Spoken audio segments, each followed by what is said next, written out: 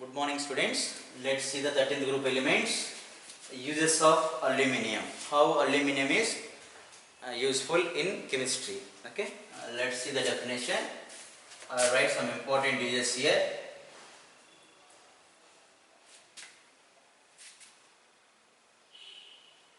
Aluminium powder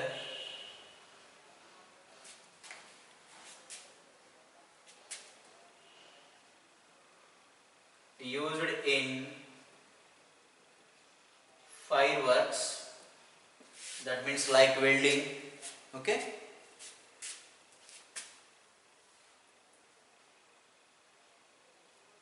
Aluminium used as flashlight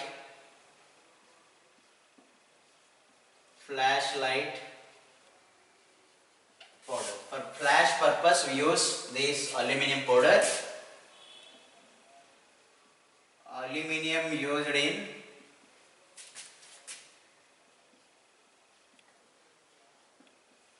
thermite welding. Thermite process is there. In that process it need more heat energy. Okay, more heat energy is required. So by using aluminium we can produce more heat energy. That process is called as thermite welding process. During the welding we need more heat energy to melt the metals. Okay, so aluminium produce more heat energy, so we use aluminium in thermite welding process. Okay, so more heat energy is generated in, so for the purpose of welding, that process is called as thermite welding. Okay,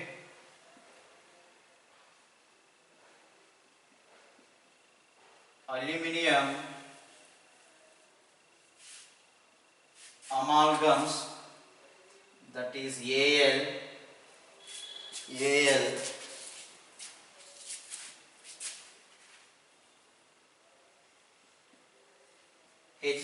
means mercury. Amalgams means aluminium amalgam.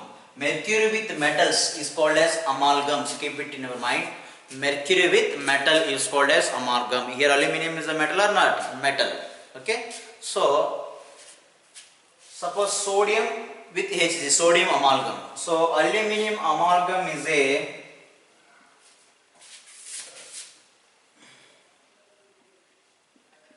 good reducing agent. Reducing agent means it helps to reduction of others. Itself it undergoes oxidized. That means it provides the electron to other species, so it loses the electrons. So when it loses the electron, what happens? It undergoes oxidation and it provides electrons, then other compound undergoes oxidation. Okay, reduction. So already we discussed so many times in this unit.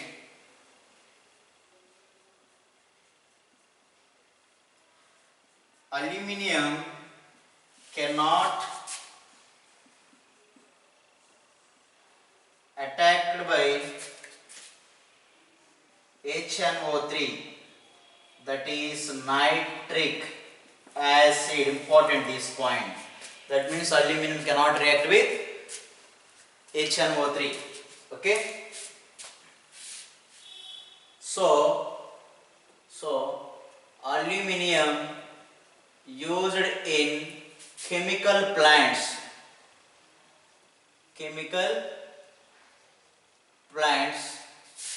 and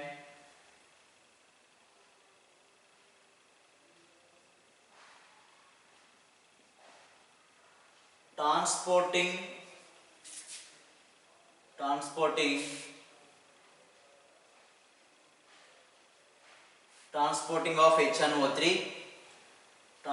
of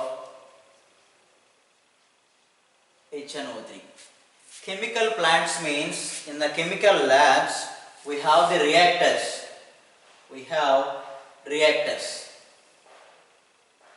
Okay, these reactors made by aluminium.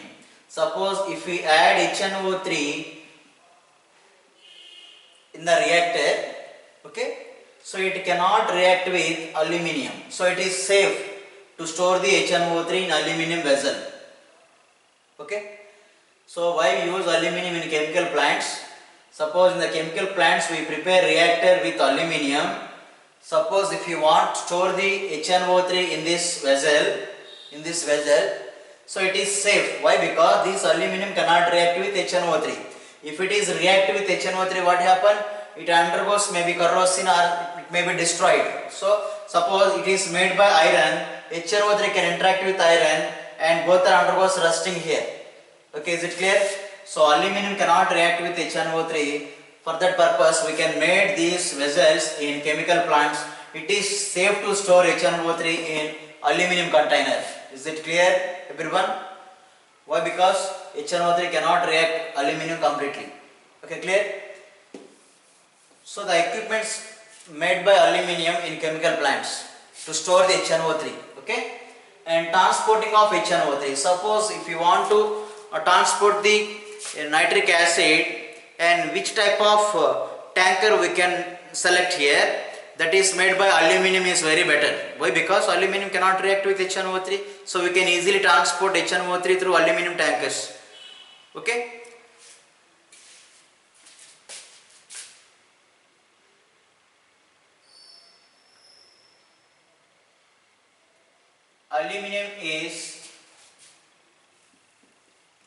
Aluminum has good conductivity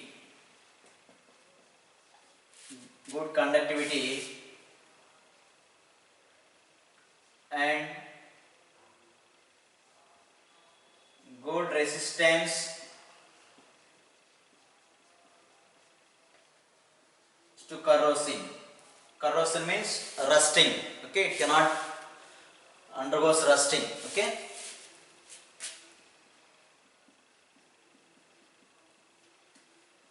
Aluminum forms alloys. Alloys means two or more metals or non-metals combined together to form a one mixture of metal, that is called as alloy. Alloy means combination of metals simply. So for example,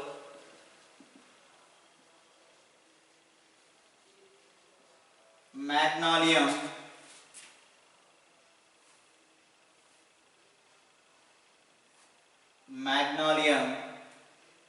consists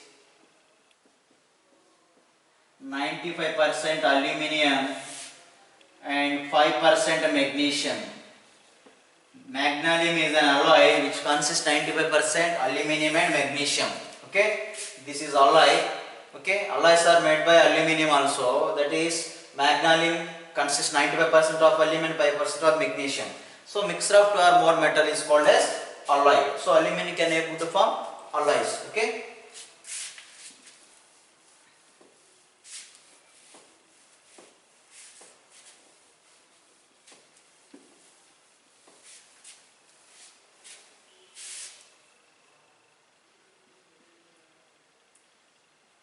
Aluminum is useful to prepare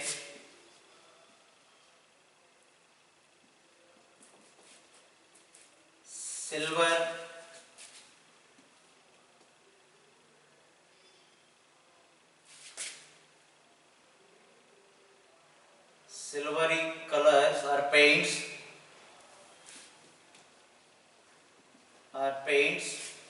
to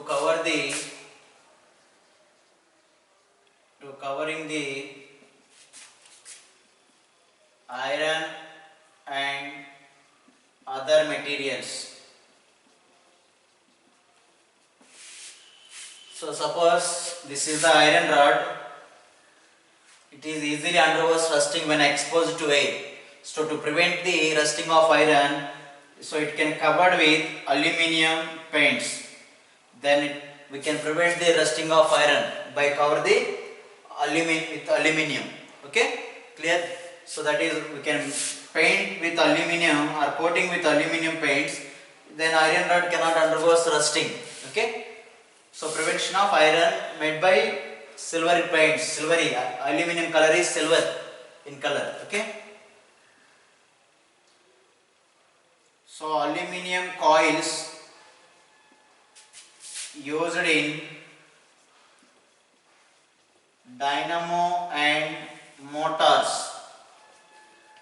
In motors for wiring purpose we can use aluminium, and aluminium is used in wrapping of soaps and cigarettes. Okay, for packing of soap and cigarettes we can use aluminium. Some medicated soaps are there, medicated, which is used for allergy and fungal infections. Those soaps are very safely covered in a particular aluminium cover to prevent the corrosion, okay, or to interaction with atmospheric gases. Okay, so soaps are covered with, wrapping means covering, with aluminium foils. Okay, simple aluminium foil. Foil means like a paper, paper like. Aluminium made as paper and covered on the surface of soap. Okay, and cigarettes also. Cigarette pack. If you open the cigarette pack, there is some aluminium color paper is there. Okay.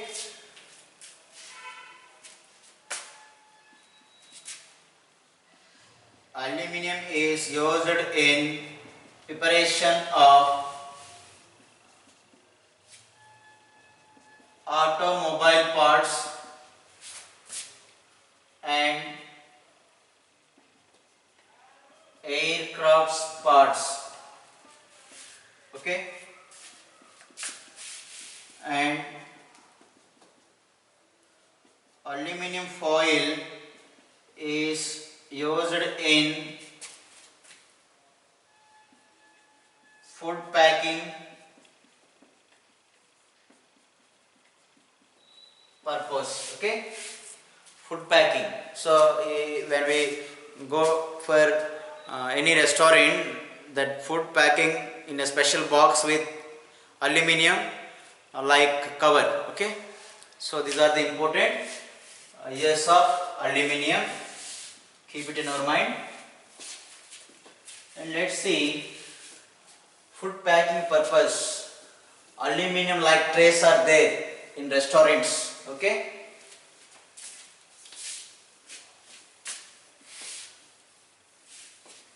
and next one, chemical reactivity of aluminium, or chemical reactions of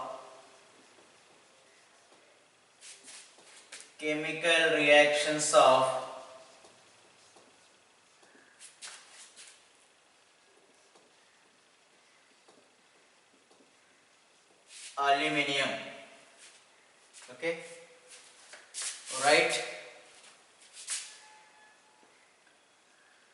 Aluminium cannot react with dry air. Air means O2. Okay, it can react with moist air, that means air with water vapor. Aluminium burns with oxygen and produce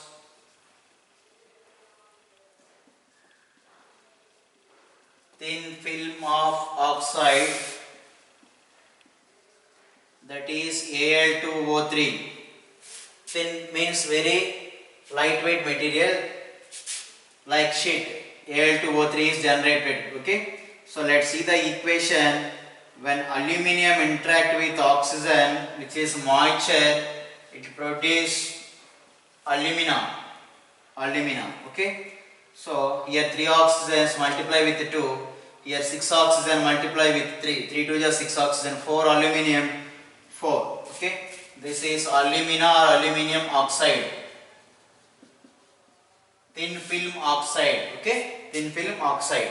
So, and here heat is generated. Heat, delta means here heat energy is released. The chemical reactions in which heat energy is released is called as exothermic reaction. So that is represents with delta H is negative kilojoule per mole, kilojoule per mole. When delta H means change in heat energy is negative, then the reaction is called as exothermic reaction. Exothermic reaction. Exothermic reaction means the chemical reaction in which heat energy is released or evolved. It is denoted as delta H is negative. Okay, delta H is negative. Okay, so after the reaction some quantity of energy is released. Okay, so that is called exothermic reactions. Okay, so these reactions used in thermite process. In thermite process we need more heat energy. Okay, in thermite process for reduction of chromium, iron, manganese from their oxides.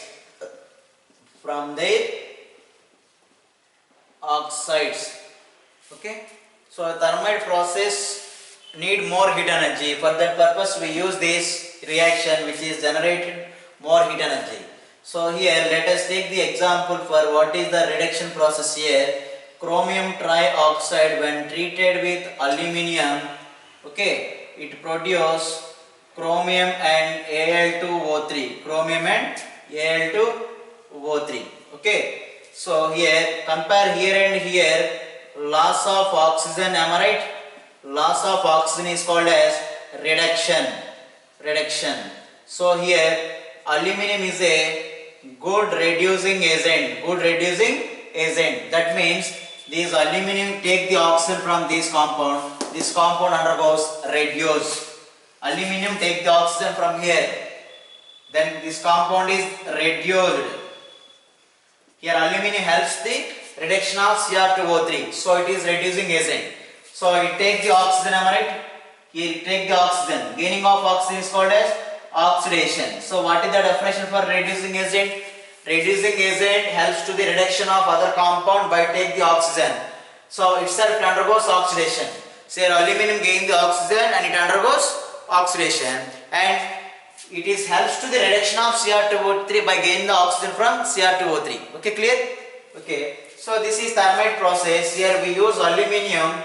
So when aluminum interact with oxygen, it produce Al2O3. It is also generate more heat energy. Delta means it releases heat energy. So it is thermite process. Here let's discuss. So Goldsmith thermite process, it is already we discussed this reaction in previous class also. Okay, clear ma?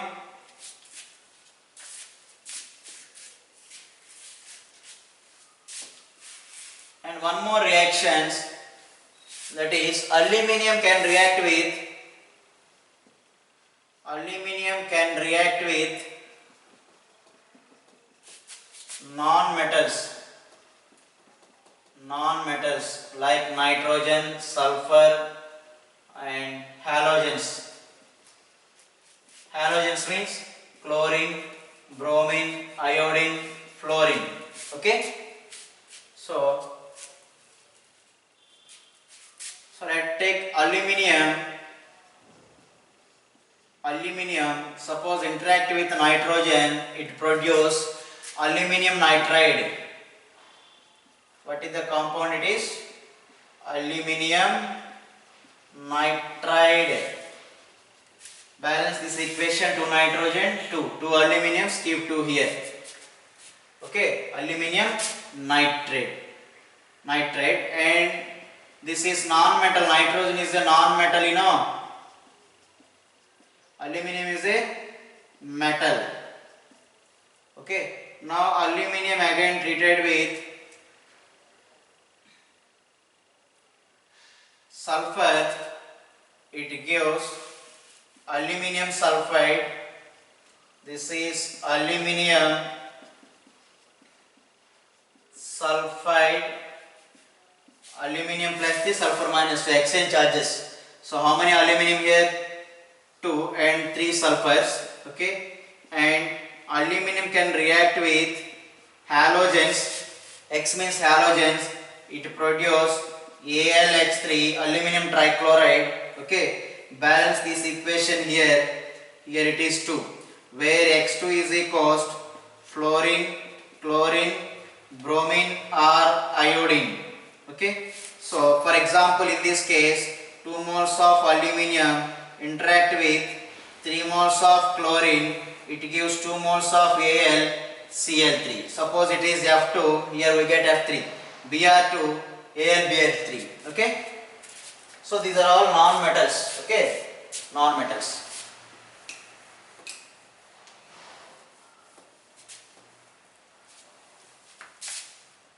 And here these formed compounds undergoes hydrolysis again.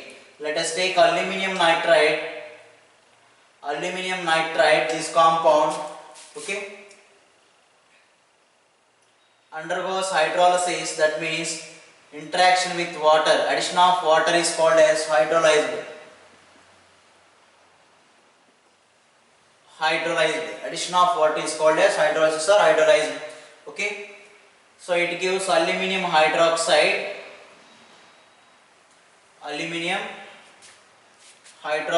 and ammonia NH3. Okay, and come to second equation. Again Al2S3 also undergoes hydrolysis. It produces aluminum hydroxide and hydrogen sulfide. Are you able to see this? H2S. So what is the name of this one? Hydrogen sulfide. What is the smell or odor or smell? Both are same here. Smell of H2S, rotten egg smell. Rotten egg smell. Okay, H2S gas is liberated. And this AlH3 undergoes hydrolysis. It produces again aluminum hydroxide and HX. Let's balance this equation here. Okay, here one nitrogen and one nitrogen, one aluminum and one aluminum.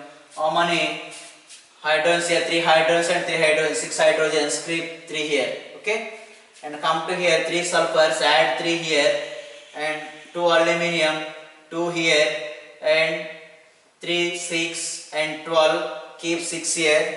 Okay, and what about here? Here 3 and 3 here, and here 3 hydrogens and 3 hydrogens, 6, keep 3 here. Okay, so these compound undergoes hydrolysis. They produce aluminum hydroxide, which is called base. Okay, basic in nature. Okay, clear ma?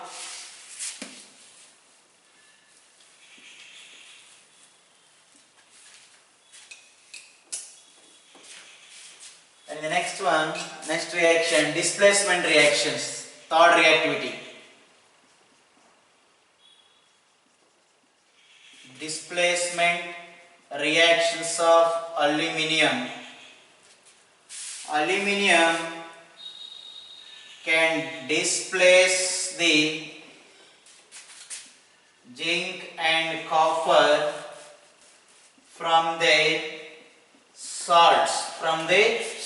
Let's see. For example, if we take zinc sulfate, when treated with aluminum, okay, this aluminum join in the place of zinc. Zinc can be replaced by aluminum. Now zinc can remove from zinc sulfate. Zinc can removed by the aluminum from zinc sulfate. Then it is joined in this place. Aluminum sulfate. Okay. So aluminum displace the zinc from zinc sulfate. Okay, clear? Aluminum remove the zinc from zinc sulfate. Okay, and keep 3 here and 3 here and 2 here. Okay. three zincs, 2 aluminium, 3 sulfurs, 12 oxygen, 3 4 12 oxygen. Okay, displacement reaction it is. Okay, and next one in this, suppose if we take copper sulfate interact with aluminium, copper also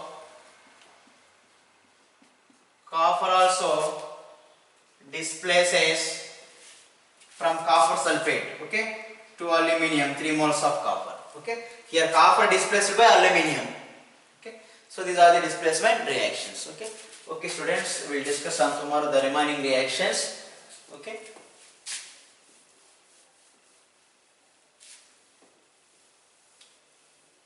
thank you very much. Write the notes properly. Okay.